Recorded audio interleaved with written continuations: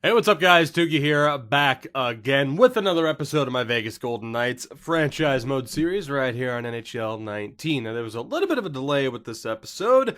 Unfortunately, making a video like the season's prediction video was a little bit time consuming, but we are here today to begin our fourth season.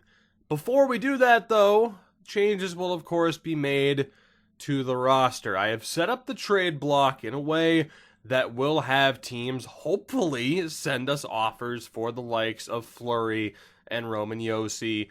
Aside from that, though, as far as the free agent list is concerned, there's really not a whole hell of a lot to do or to target.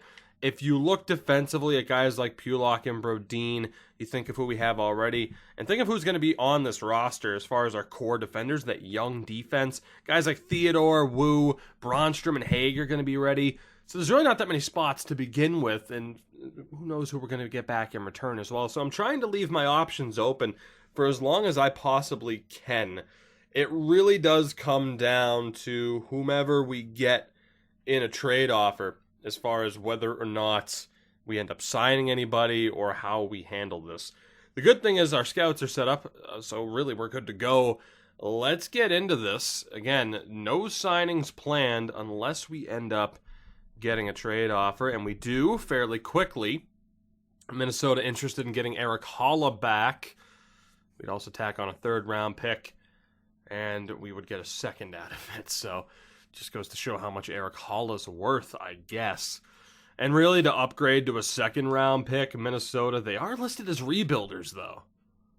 So normally that wouldn't be worth it. It's going to be the last year of Haula's deal. I gotta be honest, that might not be the worst idea. We move up. I mean, granted, our third-round pick's going to be pretty high, too, but they're listed as a rebuilder. They could also... Man, they don't have anything in cap either right now. I'm going to see if I can tack on a late-round pick to this, but I'm fairly interested in this offer, actually. Well, here, let's try two. How's a fifth and a seventh sound? Rejected. How about just a fifth? That'll make it more worth it to me. Now, we'll be taking the morale hit for getting rid of Haula, but we do get a draft pick out of it, and we move up, essentially. That's how we're going to view it. We're using Haula to move up in the draft ahead of time, although they're looking like they're going to be kind of frustrating with the sixth rounder. There we go. I'll take it. So Erik Haula back to Minnesota, as we do get an offer here as well. Ryan Carpenter. Not someone I'm really looking to move. He does fit that mold, but I really like Ryan Carpenter as a bottom six guy. I'm not quite saying he's my Philip Deneau, for example, for those who remember the Montreal series, but he's close. And there we go.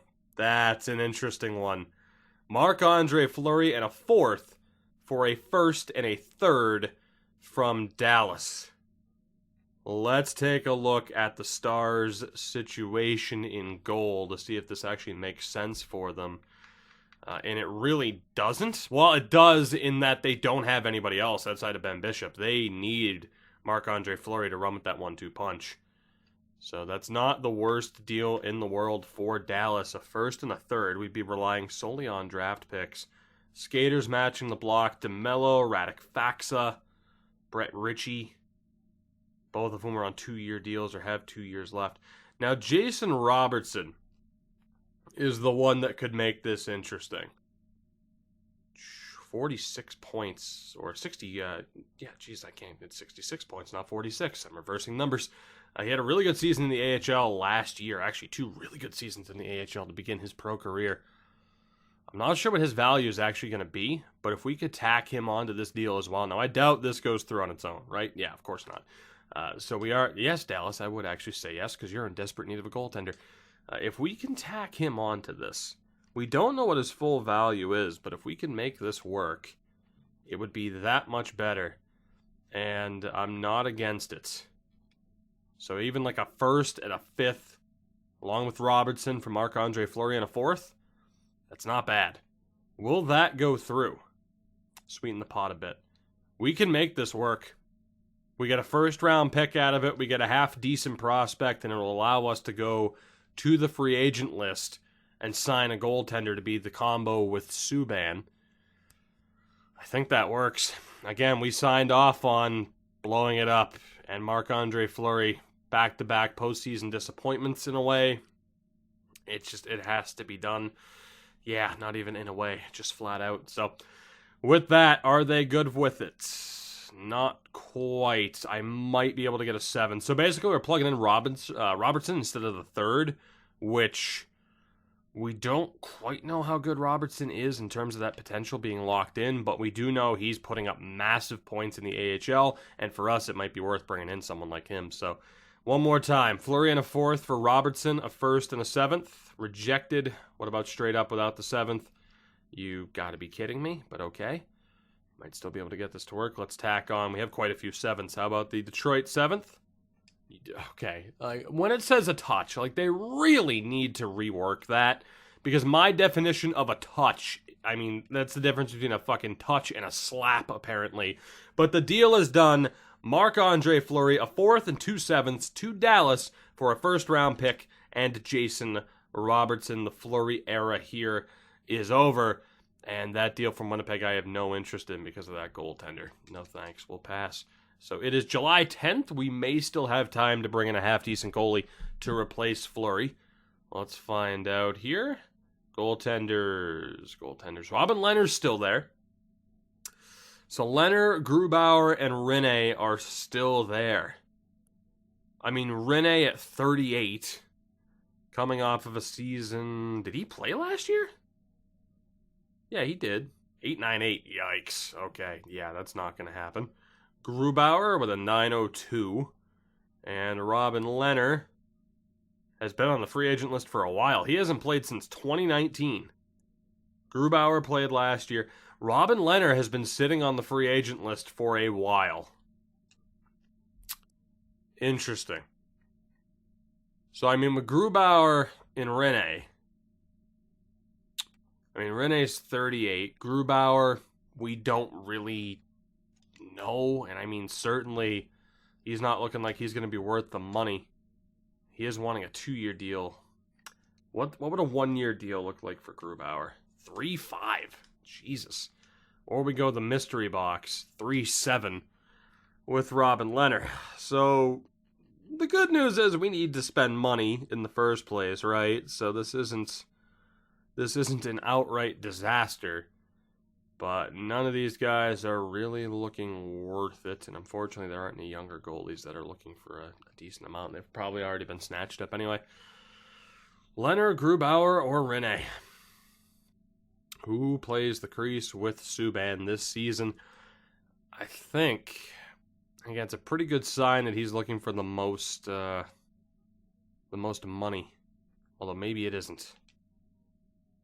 I honestly don't know, because I don't think we want to turn to Malcolm Subban and Dan Vladar. That's probably not the best way to go.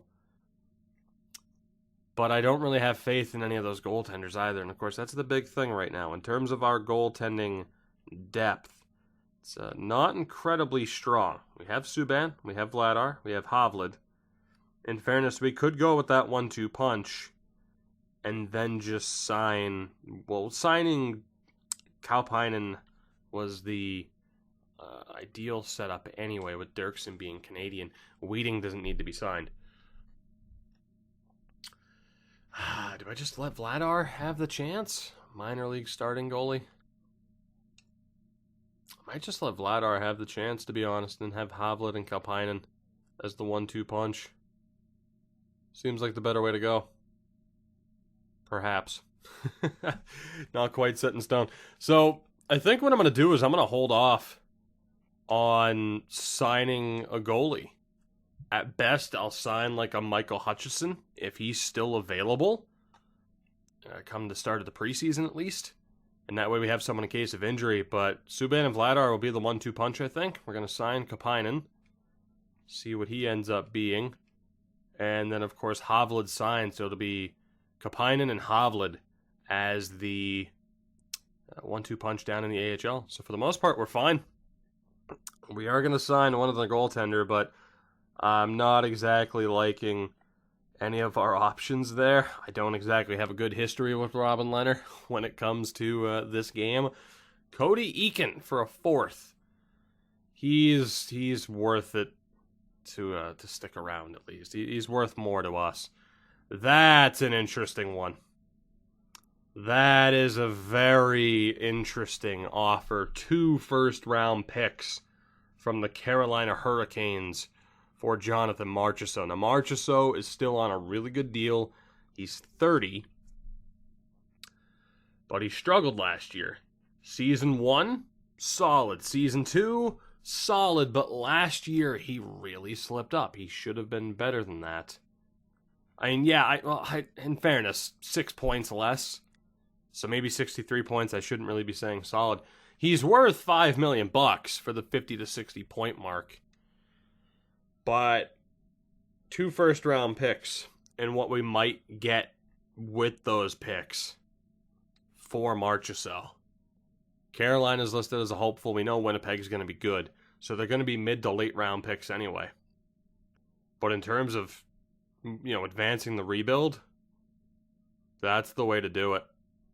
And I didn't think I was going to get rid of Marchessault, but I think that's too good to pass up from Carolina. That is one hell of an offer. Though I am going to look to be cheap and safety net this in case they're trying to shortchange me. And they were. I honestly didn't think that was going to go through, but case in point, they were absolutely trying to fleece me, so I'm glad at the very least that I tacked on those extra picks. I guess what's done is done. I'm not sure how I feel about that, to be honest, but Jonathan Marchessault is off to Carolina. For the sake of, I wanted to keep this team together and win, I'm pretty upset by that. For the thought, going off of what you guys were saying, of blowing it up and rebuilding, that's a tremendous step for us, as the Rangers are offering a first for Riley Smith, who is on an expiring deal. Oh, Riley, what are we thinking here? 50 to 60 points again at $5 million. That's not bad. But this would certainly help kickstart the rebuild. He had another first-round pick. If we do this, what is our draft pick situation heading into next year? That would be our 5th first-round pick, as we already have Dallas's, Carolina's, and Winnipeg's. Good Lord. We said blow it up, didn't we? Let's blow it up. I'm going to safety net this big time this time just to play it safe. Yeah, so what if I add the 3rd and the 6th just to be safe? I mean, you saw Carolina tried to fleece me. I'm not safety netting for the sake of being cheap. The AI will outright try to fleece me. So you got to be careful. Even if it seems a little bit cheap, it's fair, especially when they offer you a deal. Because they are only in it for themselves. As we'll have it be a 4th and a 6th. If that doesn't work, we'll try the 5th and the 6th. Will this go through? No, it won't. I'm going to check one thing actually really quickly. Skaters on the block. Nobody. Okay. So let's just try the 5th round pick from New York. A 1st and a 5th for Riley Smith goes through. Jonathan Marchessault is gone. Riley Smith is gone. Ryan Carpenter is not, because I refused to give him up. And we get an offer for Colin Miller. Miller and a 5th for Kostitsyn, a 3rd and a 4th. Let's take a look at this. So Colin Miller on the last year of his deal. We know he's going to be asking for more money once that's up. 23 points last year. Kostitsyn, though. 20 years old. Former 3rd round pick. That's a massive risk. We don't know what he is. The 3rd and the 4th is nice. Do we give up a surefire commodity with Colin Miller? Maybe not a commodity, but we know what he is as compared to Oleg Kostitsyn. Low top 6 is probably accurate. Again, if we move Colin Miller defensively, we're still all right. There's no point to really not get assets for him. That's a tough one. You know what? Let's do it. Let's do it. We've committed to it, and I think you can hear the hesitation in my voice, because it sucks. I didn't want to have to blow this up. I wanted to keep this team together as we tack on an extra 6th rounder, and it still goes through. I wanted to keep this team together. I wanted to keep this core together. But after 3 straight disappointments in the playoffs, I asked the question and you guys said, hey, let's go for it. Let's blow it up. And as such, here is today's episode. It's painful in a way. It's the end of an era. It's absolutely changing the future of this series. Still, I'm not getting rid of Carpenter. I know teams want him. That's why I'm not getting rid of him. A second Carpenter. Okay. No, I'm not trading a second for that goaltender. I like who we have already. Boy, Ryan Carpenter is the hottest commodity on a trade block setup where Roman Josi is still available. Come on, somebody offer me a deal for Josi. Forget about Ryan Carpenter. Let's go for Roman Josi here. Or William Karlsson. There's still some options available here. I'm going to have to find these last few trades, by the way. I think we're heading into the preseason. We made it that far. So Fleury's gone. Colin Miller's gone. Marchessault. Riley Smith. It is a brand new team heading into Season 4, and we're still going to be looking to deal the likes of Panarin and Josi, perhaps even William Karlsson if the situation is right. It really depends on what some of these other teams are looking like in terms of what they're willing to give up. The cap situations for everybody, of course, too, because as it stands right now, we're going to have to sign a couple of veterans to $15 million deals just to make it even close to the cap. So let's see what we can do. The cap floor, that is. So first step is to take a look at who remains as we will look to get this roster set $41 million in space. So again, goaltending-wise, we at least have 4 guys signed. We'll figure out the rest of that in a moment. Defensively, Theodore's still here. Hamilton's still here.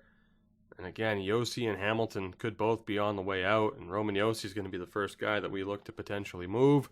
We need teams that are interested. We need teams that can afford him, which is going to be easier said than done from the looks of it. Surprised at how many teams, or how few teams are actually interested in him. We'll take a look at the New York Rangers. They're looking to move Shalin and Shudin, but that's not not ideal from the looks of it. We don't know what a lot of these guys look like. Shalin was a 5th round pick, former 2nd round pick in Johan Shudin, but it's not looking all that good. We already have their 1st round pick, so yeah, New York, I'm going to pass. I mean, granted, we could swing it for the likes of Cheadle and Anderson. That's not off the table. We could go for Cheadle, Anderson, Howden. The Rangers are still an option, especially, too, for that money situation. Pittsburgh, we'd have to take back $6 million in cap. No, thank you. St. Louis, same thing, $4 million in cap. Toronto's not going to work. Washington might. It depends on who they have. See, skaters matching blocks. So Hines, Alexiev. Let's take a look here. Tyson Hines, former 1st round pick. It's not a bad start. Alexiev, of course, but I don't trust EA in terms of them not underrating him.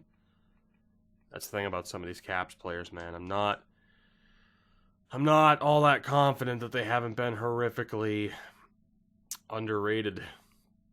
As we've already seen in this series, quite a few players have been. I think we're going to talk to the New York Rangers and just explore the possibility of Cheadle, of Anderson, of a Brett Howden. I mean, this is Roman Josi we're talking about, so it's not completely out of the question. It's not completely out of the question. Cheadle, Anderson, Howden. It just depends on how much extra value they have with the team not wanting to trade him. We'll also do a 1st and a 2nd. I mean, if that goes through, I think I'm fine with it, personally. They're all on expiring deals. We have all the money in the world. I'm gonna change out. I'm a little bit paranoid about the value here. Let's really play it safe. How close is that to going through? Rejected, which is fine. Okay, we can work backwards from there. 2nd round pick this year. What do you think? Still rejected again. That's the problem. They don't want to deal these players, so it just becomes a major pain in the ass to sort this out. Let's go 3rd rounder. Are we any closer? All right, what about just that 1st as well? Too far off. We will actually take out the 1st round pick. Let's go with 2 seconds. So Cheadle, Anderson, Howden in 2 seconds for Roman Josi. Still no. We'll take out that second next year, change it to a third this year. Are we any closer? Still no, which I'm starting now to be worried about potentially getting ripped off here. Let's do just that second. See, this is the problem, man. 3 players that don't want to trade. The value, there's no way that value actually measures up to what Roman Josi is, but because they don't want to trade these guys, we're in a bit of trouble. Oh, Roman, where the hell can you be dealt? So it's like Pittsburgh wasn't looking that good, especially with the players that, lack of players they were looking to deal, and cap-wise, $4 million would have to be cleared from St. Louis. I'd prefer not to deal him to St. Louis, though. Yeah, Boston's $5 million. Who else is interested? Colorado would be $4 million, but that's a dangerous trade. Same with Dallas. Not as dangerous as Fleury, who they already have back on the block, because of course they do. So it's the Rangers, the Penguins. St. Louis. St. Louis. Draft pick-wise, you are looking to deal, which is helpful. Player-wise, Claim Costin, Thomas, Fabry's 25 at this point. They do have Appleby, though, who is a former third-round pick. Maybe Clint Costin and Robert Thomas? Kind of do the similar deal, or Vince Dunn at 24. I'm not sure how much better he ended up being, but that could work too. Although Appleby with that higher value, I have a good feeling. Granted, the value is not locked in, so we could technically be paying a higher price for him than what he's actually worth. And then we'd go draft picks. Let's just see. St. Louis would still be over. That's right. They're over the cap. Shit. So it'd mainly be Costin and Thomas as the big acquisitions here. Let me see, though, who they have in terms of salary. So we'd want someone on an expiring deal who we know actually isn't that good. So someone like a Kevin Miller would be perfect. That we just take back, run him as the depth option, and we look to fill out this trade via draft pick. So your next 2 first. How close are we with that? So Costin and Thomas are the major gems here along with the picks. Would that go through? No. I know I'm asking for a lot here, but it is Roman Josi. That's still not close. We might be stuck with Roman Josi to begin the season, just with how many teams are in kind of rough spots and really unwilling to negotiate. So even that didn't go through. Son of a bitch. Son of a bitch. I don't know what to do here. I don't know what the hell to do here as far as sorting out this deal. Again, St. Louis doesn't work, and it's like if those 2 players aren't enough, then who the hell is? Pittsburgh wasn't going to work just because of the ridiculous amount of cap that was there. The Rangers were the only other real team. I mean, I guess I could cut it down and not include Howden. You can see if that works. This is just the first trade, man. Cheadle and Anderson. Right? We know what their value is. So instead of also adding in Howden, we then focus on draft picks that they don't want to trade, I guess. Like the logic, man. Cheadle, Anderson, a first in 2 seconds. Rejected. Cheadle, Anderson, a first, second, and third. That's ridiculous. Cheadle, Anderson, a first and a second. That's ridiculous. Okay, it's fucking impossible to trade with the AI when they don't want to deal players. So we might, it's not the worst case scenario, but I think we might just start the season with Roman Josi and company here. I think we'll just go ahead and start off this year with these guys signed. So actually, before we even go to contracts to maybe sign a couple of extra rookies, we do know that we need to bring in, I keep forgetting that free agency's over here, and holy shit, menu lag. We do know that we need to bring in another goaltender, and that is probably just going to be Robin Lehner.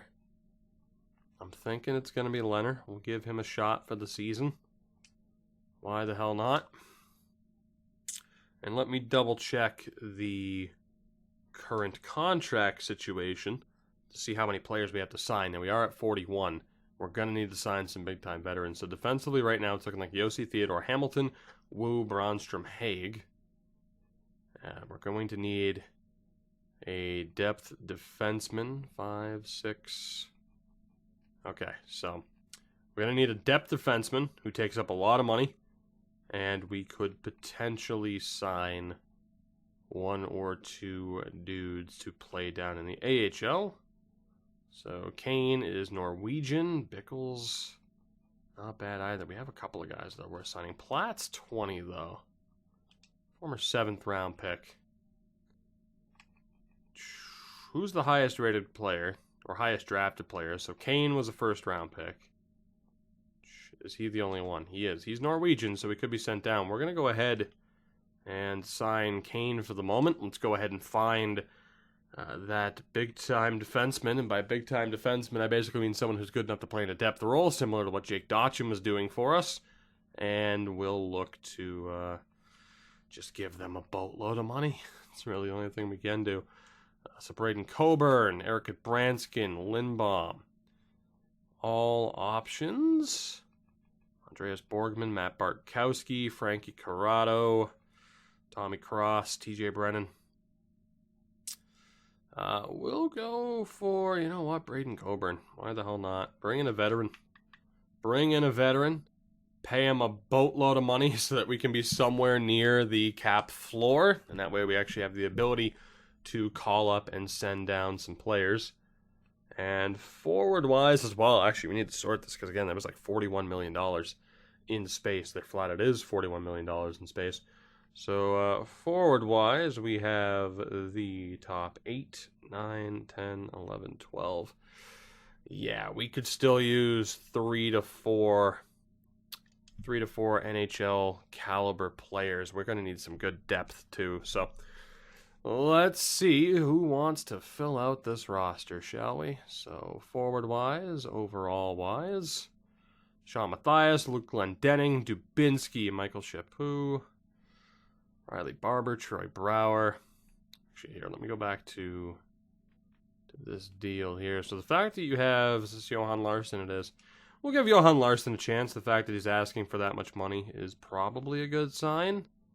We'll just go ahead and sign you to a shitload of money as well. Not as much as the previous deal, but still a shitload.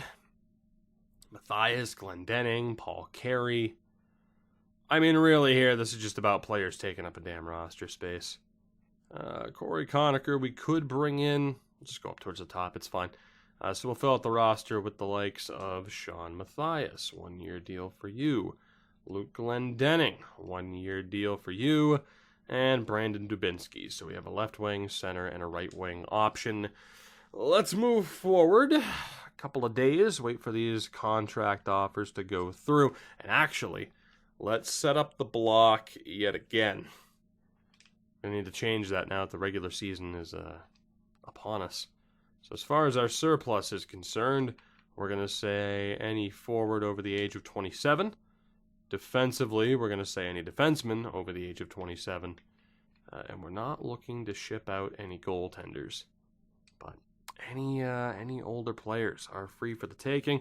And as far as the wants are concerned, obviously draft picks, that's a big thing. But forward-wise, we're going to look for anybody under the age of 24.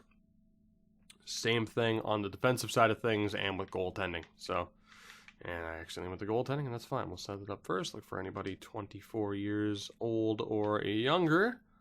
And defenseman. Same thing. So, as far as our little rebuild and process, it's coming together. There's a lot of pieces that we have to work out here, obviously.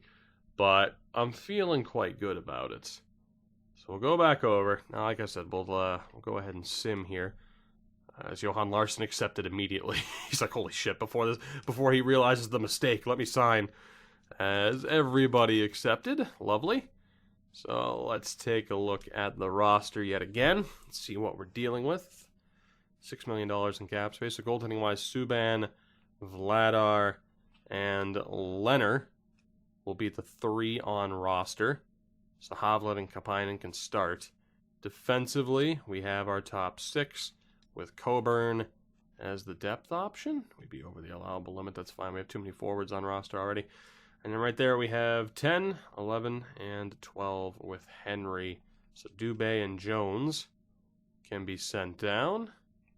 Glendening, Matthias, Dubinsky will probably all be called up for Mateos, Henry, and Robertson. So that is 10, 11, 12. 12 with Dubinsky. Really? That's just 12 outright, huh? Shit. Alright, I could actually use a couple of more signings with these guys potentially not being ready. Robertson might be close. It might be better suited for him to start down in the AHL. So if I could sign, 2 more forwards for depth. Let's see who else is available on the free agent list. We know we don't have to hand out a big-time contract, so that's nice. Let's see what we have here. Now, this is more like what I would assume people thought this roster would be. In fairness, we're already on 48 contracts. So, we'll see what we can do overall-wise, because I want to leave some room to negotiate. And actually, let me double-check. How many players do we have down in the AHL? God, the menu lag. I'm sure you saw that right there, but that's great. I want to make sure that we have those contract spots to work out deals with teams that, might not be able to get them done otherwise. So, God damn it. Come on, EA. Goaltending. Again, we're fine. Defensively, 3, 4, 5, 6, 7. Okay. It's doable. And then forward-wise is 10, 11, 12, 13, 14, 15, 16, 17. Yeah, that's a problem. Oh, shit. There's Larson. There you go. We'll call him up. So that solves that. And for the rest of them, 13, 14, 15, 16. Yeah, we have one or too many at this point in time, but we can make it work. So I guess actually we're fine. Forgot all about having Larson. So if we go best lines here, we are looking, at a top 6 of Panarin, Carlson, Dwyer, Suzuki, Glass, and Roach. Alex Tuck is still here. It's looking like it'll be, in fairness, let's have that as the third line, and then Glendening, Larson, and Matthias as the fourth line. Defensively, Josi and Hamilton.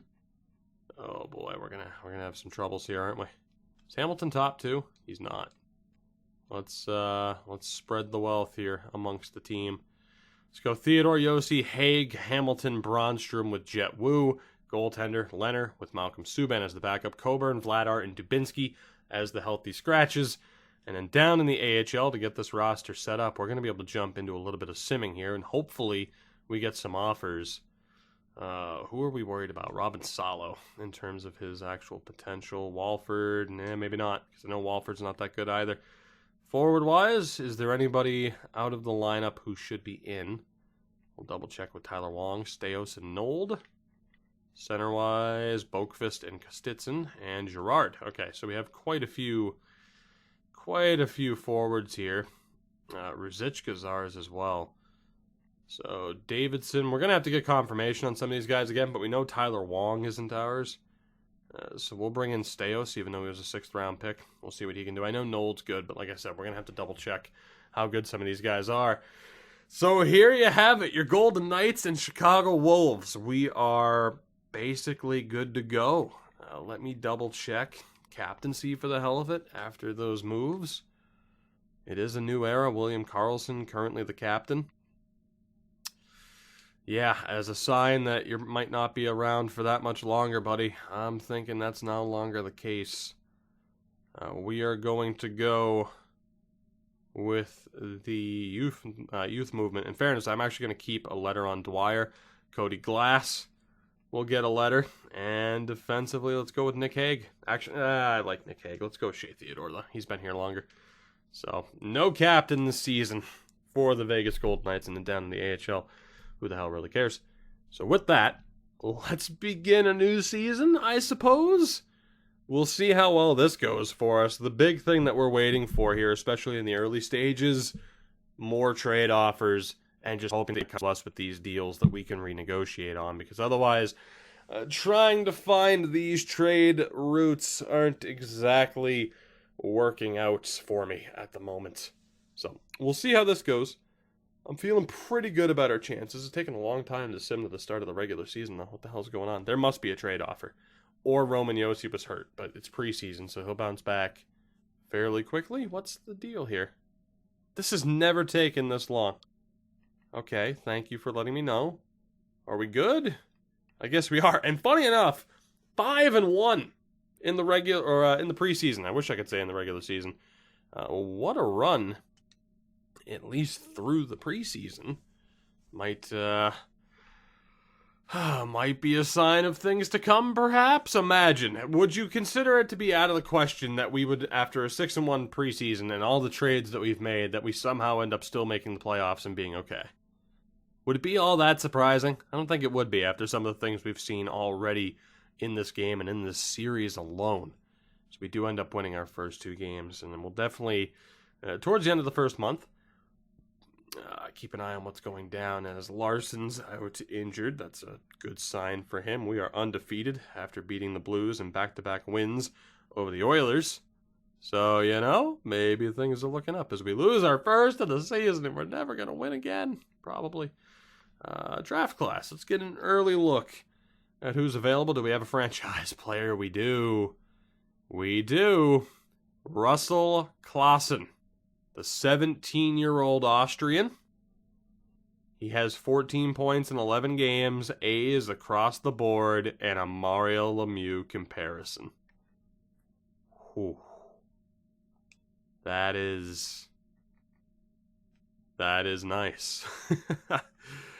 That could be nice. This is a fucking Solani comparison sniper, too. With all of the draft picks that we have, maybe, just maybe, we pick the right time to wave the white flag with that core. I think you guys might have made the right decision. Now, here's the thing. We are off to a good start this season. We'll see if that continues. Time will tell. But I'm feeling pretty good about our chances at this point. We'll see. Sorry, I had to mute the mic there to cough. It's fine. As we're at 5-3-1 on the year, I'm like, okay, do I just want to mute the mic to cough, or what do I want to do here? What am I thinking? But it's fine. It's fine. What's not fine is the fact that Nick Henry went down to injury. We're close to wanting to double check the line. So 6-3-1 in the opening month. Not a single trade offer. Tate Dwyer has 8 points in 10 games, and we're in second in the division. So we have that going for us, I suppose. Let's see what we have here. So goaltending-wise, Leonard's an 83. It's a good thing we didn't sign him beyond this season, but he'll do the job for now. Malcolm Subban actually hasn't played a game thus far this year. You have Tate Dwyer up to an 85 at this point, still medium elite. 85th overall selection in 2019. What a pick he was. You have Nick Suzuki up to an 83. He's looking good. Cody Glass also up to an 83. And Gregory Roach, low elite, but he's an 81. Not bad for a former second-round pick. And then from there, we know what we have with Eakin, Carpenter, and Tuck. Tuck has actually declined in overall, which, you know what? In fairness, I had some people being like, get rid of him immediately. This happens. And I like Alex Tuck, though. I wanted to see if it would work out. It very much hasn't, and that might be a very difficult deal to move. So get ready to see that smiling face for 2 more years, because he might be very rough to move. So you have Shea Theodore at an 85, and in fairness, it could be down to the morale system. Theodore Josi Haig is an 80, which is nice. You have Dougie, Bronstrom's a 78, and Jet Wu at a 79. So we know Jet Wu's better than that, or last year's numbers were just down to morale. So interesting look at the team to start. Elvin S., we are going to be taking you out for Sebastian Nold. If we can do that, we can. Tyler Wong, I know you're in for an injured player, but still, probably look to take you out. Boakfist, and then Kostitsyn, oof. Granted, it wasn't for the best player on our roster, but we may have been duped a little bit there on the Kostitsyn deal. But still, it's helpful to have someone else on roster. Davidson as well, not going to work out. Again, I don't want to trade these guys and ditch them. I started to during the draft, but it does feel a little bit cheap. I knew the risk when we went to sign them. So for the moment, the team is set. Defensively, we're fine. Norton's up to a 74, so he's not that far off. And then Kapainen's a 71 to start, fresh out of the draft at 18 years old. That is tremendous. Of course, he had the straight A grades. We'll see how he continues to develop. Robertson up to a 78. That's not bad. Sean Matthias was a 73. Jesus. Signed him for a little bit of depth. Hasn't exactly worked out. And I think as we continue on through the season, hopefully we do get some trade offers here. It could work itself out as to where we call up guys like Robertson to fill out the roles, and maybe we just send down Matthias. I guess it really does depend on whether or not we get any offers, which, isn't looking all that likely. But we'll see. We'll see what happens. As Stelio Mateos goes down to injury as well, so Chicago's a little bit roughed up. Johan Larsson's back. We'll just go best lines there for now. It's fine. Same in the AHL. Screw it. Shouldn't have done that for the sake of the forwards, but it is what it is. I'm going to have to continue to make changes here. And as it is, despite the somewhat hot start, I think we will continue to have the block set up the way it is, but maybe we'll be a little bit more proactive. And by the time we're ready to stop this episode, somewhat soon, I'll leave it up to you guys as to whether or not we just continue on with the team as is, wait to see how we're looking at the deadline. Not that we're going to buy, but I'd say the support's still going to be on the side of trading Josi and Panarin. But it is quite funny to see how well we are doing to start this season. Weaker draft than normal, so that's mainly talking about outside of the first round, I would assume. Because otherwise, we already saw the top five at least is not weak in the slightest. So we have that going for us. But with an 11-5 record, 11-5-4, now 12-5-4 on the year, this kind of complicates things, doesn't it? What the hell? What is our team at this point? It's how the hell do you, what do you call the Golden Knights? We're in this weird... Go figure that this is happening with Vegas, but we're in that really weird middle ground of clearly trying to rebuild but still having some decent players, and we're finding success. We're in second place in the division. We are 1 point back with 3 games at hand on Vancouver, no less. Tate Dwyer is a point-a-game player with 17 goals this season. What the hell even are we? Goaltending-wise, Leonard at an 83 is killing it. Malcolm Subban's only had 1 game, but he's doing really well. Defensively, Josi's putting up points. Dougie's doing well. Theodore has 10 points on the year. 4 points for Hagen, a +9. 5 points for Bronstrom, and a +7. What even are we? And then you look at guys like Larson, Glendening, and Matthias, who didn't exactly work out, but we needed more bodies, or at least we thought we did. I didn't realize I had so many AHL guys signed. But it's such a weird thing. Glendening has 3 points. 3 points for Matthias. Larson missed some time, but we have options here. Like I mentioned, whether it's just the roster itself, if we don't look to trade the likes of Panarin and Karlsson, we're still looking okay. And the fact that we have guys like Robertson, Mateos, and Dubé, who could be called up at a moment's notice and probably will be, one way or another in this next episode. Defensively, it's still looking okay, but it's such a weird spot we find ourselves in. I do want to take a look. I think the last thing we'll do for this episode is take a look around the league and see what teams are willing to give up. I need decent players, and I need draft picks to be available. Now, Jass is hilarious. Former first-round pick, a third-round pick as well, and Pierre-Olivier Joseph. In fairness, that might not be the worst-case scenario, even in in Arizona.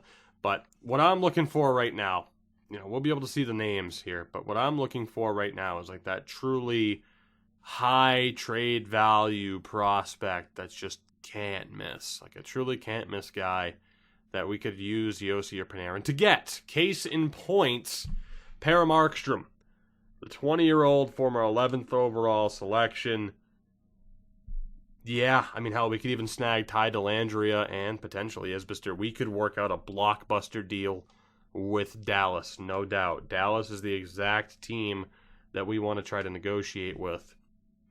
Is there another team that would make sense, or do we try to pull off a freaking super deal of Panarin and Josi perhaps going to the same team? I need another club who's willing to move a player of that caliber in effort to go for it. And it's not looking that great in terms of what we're looking for here.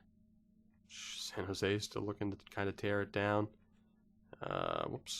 Whoa, that was super weird how it didn't go and then did. Washington, in fairness, isn't that bad with McGillney and Haynes. And Alexiev, of course, from earlier. 2 former first-round picks. You know, I think Washington and Dallas, the 2 clubs that we could really do damage with if we still want to move Josi and Panarin. The funny thing is, though, we're finding success this year. So do we wait and see, or do we just pull the trigger? And what do we do as well with William Karlsson? Panarin, Karlsson, Josi. We need to decide the future on those 3 and Dougie Hamilton, for that matter. So let me know what you guys think. We have 4 players between Josi, Hamilton, Panarin, and Karlsson that we're potentially looking at moving. Do we still want to go forward with that? We do have some teams as well that are looking to give up pieces that could be very helpful to us. We're 13-5-5 on the year. It's a super weird time for the club.